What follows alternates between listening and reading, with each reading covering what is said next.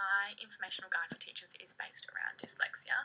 So what is dyslexia? It's a learning disability that affects individuals' written language abilities. So it's actually a neurological disorder. It's an unexpected difficulty in reading in children and adults who otherwise possess intelligence, motivation in schooling, and are considered necessary for accurate and fluent reading. So the impacts on student learning is that it's not directly related to behavioural, however it can lead to students getting off task or starting to show some of those behavioural issues when they are actually struggling to complete the work that's assigned to them. They can have a lack of confidence in their own ability, resulting in emotions such as panic, stress, anxiety, and often low self-esteem, which again can cause some of those students to act up in classroom. They have organisational difficulties, slow reading speed, slow writing speed, and difficulties processing rapid language.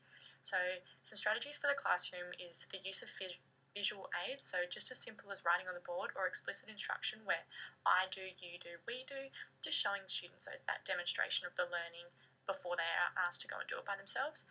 Eliminating large chunks of text, so just trying to make sure that you make it as easy for them to solve problems, carry out tasks, and achieve goals through gradually reducing the outside assistance. So to just start with a lot of support around that student and then slowly allowing them to take more and more responsibility for their learning. So breaking down instructions and checking for understanding to ensure that the task is more manageable for them.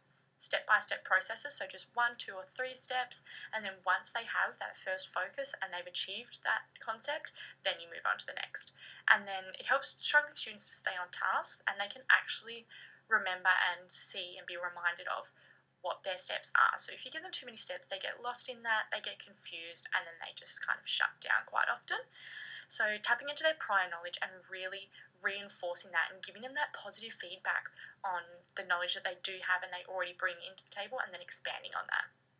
Giving them time to question and to respond. So not, just allowing that appropriate wait time for them. And then pausing, asking questions, pausing again, and then reviewing. So for that, there are not a lot, but there are some resources on scaffolding strategies. So by Edutopia, they actually do some great resources for dyslexic children. And as well, there's down here Ausspelled. So basically, Ausspelled is a resource that is, they provide information for parents. So they actually have like a informational guide for parents to understand dyslexia, and they also run things called NESI workshops. So that's for parents and teachers, that provides them with research practices based on current research. So just a great one to get that stable environment between home and the classroom.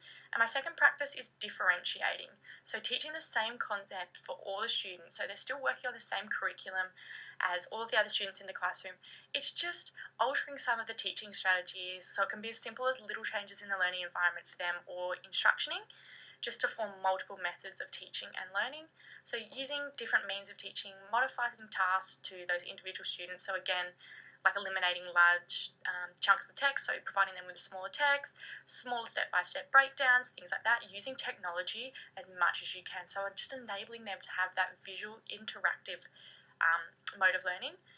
Visual mapping, online worksheets, interactive exercise and worksheets. So text to talk, that's a big one in just differentiating for dyslexia. So allowing them to work on a curriculum that caters for their learning disability. So for me, particularly in sport, just really, it is hard to explain concepts and things like this, but just to break it down, to limit the talking, to limit the text, and just use visual aids, demonstration. So giving them the opportunity to look up the meaning and the pronunciation of new and complicated words. So not just breezing through things. If you're reading something in a text, you think it might be a new word to introduce, just bringing that out to the class or to predict what they think the meaning might be in terms of the concept of the context of the sentence, and allowing them alternate methods of assessment. So yes, they're working on the same curriculum, they're working to the same criteria, they're being slightly different pathways to achieve these methods of assessment, and maybe just modifying the ways that you assess them. It's massively important to create that content and your teaching strategies to meet the students' needs. So it's just a continual barrel of improvement for teachers. So reassessing what you're doing, reviewing your strategies. Are they working for that child? Are they not?